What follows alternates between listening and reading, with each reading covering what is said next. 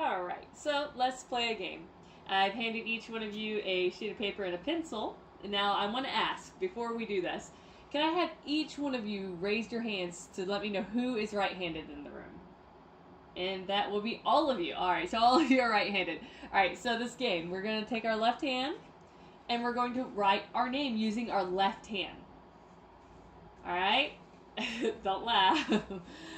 Okay, so now I know some of you are taking a little bit of time, and I want to kind of transition this and let you know. Today I'm going to be talking to you about being left-handed and how that affects the left-handers in today's world, and the past, and also the future of what that we hope to accomplish.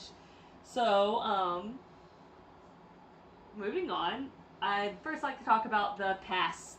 Now, left-handers have been receiving discrimination even since ancient history times.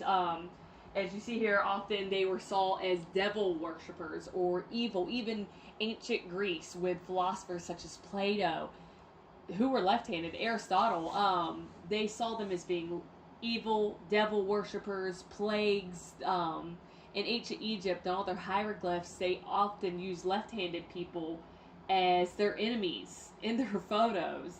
And in some cultures, it was even okay to kill a person for being left-handed as proof of being a witch. And that was even not too long ago in American history. Now, going on to more modern history, up until 1970s, we've received discrimination from, like, Catholic schools were allowed to punish their students for using their left hands.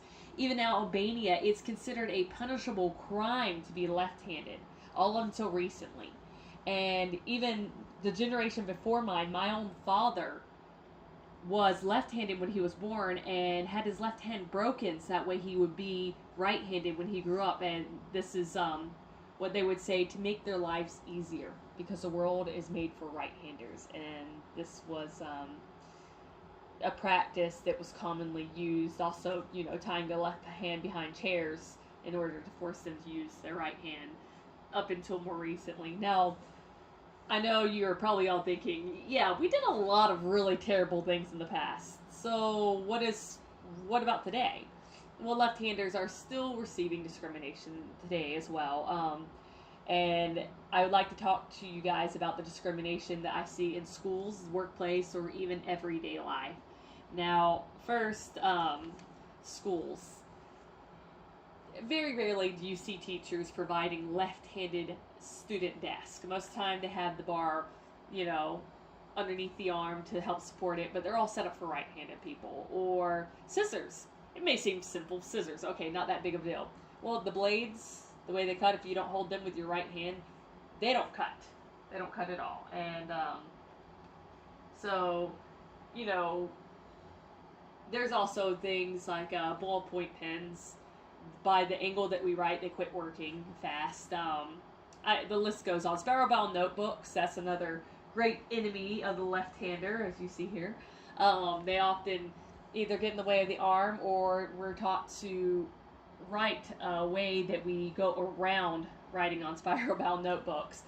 Now, in the workplace, this is where it gets a little bit dangerous. If you're a construction worker and you have a rotary saw, you might accidentally saw off your finger because you're trying to use something with your right hand, which you all saw today. Trying to write your name with your opposite hand is very difficult to do. Even I personally was written up for not being able to cut fabric using a pair of right-handed scissors because I'm left-handed. I was punished at work. So, going on, everyday life, even can openers, just little things. So we're looking towards the future. What can we expect to see in the future? Well, unfortunately, we are still going to be greatly outnumbered. However, hopefully we'll receive a little bit of growing numbers with people being able to accept their hand with it by the way it's born.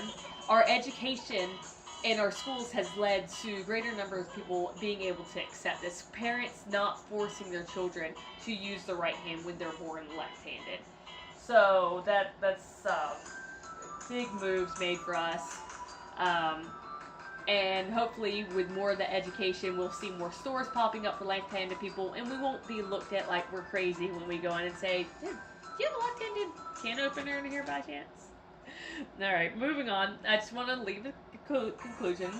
I want to thank you all for being here, and I hope today that maybe you have learned a little bit more about what your left-handed peers may be facing in their everyday lives. And I appreciate you for showing up. Once again, my name is Jody Pushkin, and I hope you have a wonderful day. Goodbye.